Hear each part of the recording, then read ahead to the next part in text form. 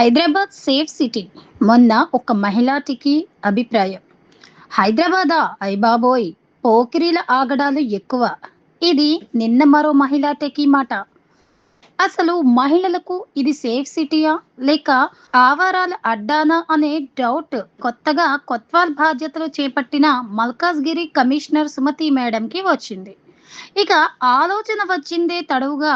రోడ్లన్నీ నిర్మానుష్యంగా మారిన తరువాత అర్ధరాత్రి 12 గంటలకు దిల్సుఖ్ నగర్ బస్ స్టాండ్‌కి చేరుకుంది సుమతి మేడం. ఇక ఒక్కతే అలా రోడ్ పక్కన సివిల్ డ్రెస్‌లో నిల్చుంది ఆమె.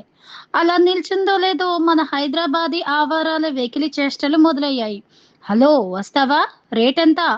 ఇలా రకరకాల మాటలతో ఆమెని వెకిలి ప్రశ్నలతో విసుగెత్తించారు. 3 గంటలు అలా రోడ్ రోమియోల వెకిలి చేష్టలు, వాలు చూపులు భరించింది. 3:30 గంటల పాటు కనీసం ఒక పెట్రోలింగ్ వాహనం కూడా అటువైపుగా రాలేదు. ఒక బీట్ కానిస్టేబుల్ అటువైపుగా వచ్చి మేడంను గుర్తుపట్టడంతో పోకిరీలకు వణుకు పుట్టింది. అప్పటి వరకు వెకిలి చేష్టలు చేసిన 40 మందిని స్టేషన్‌కు తరలించి వారికి కౌన్సెలింగ్ ఇచ్చి పంపించారు.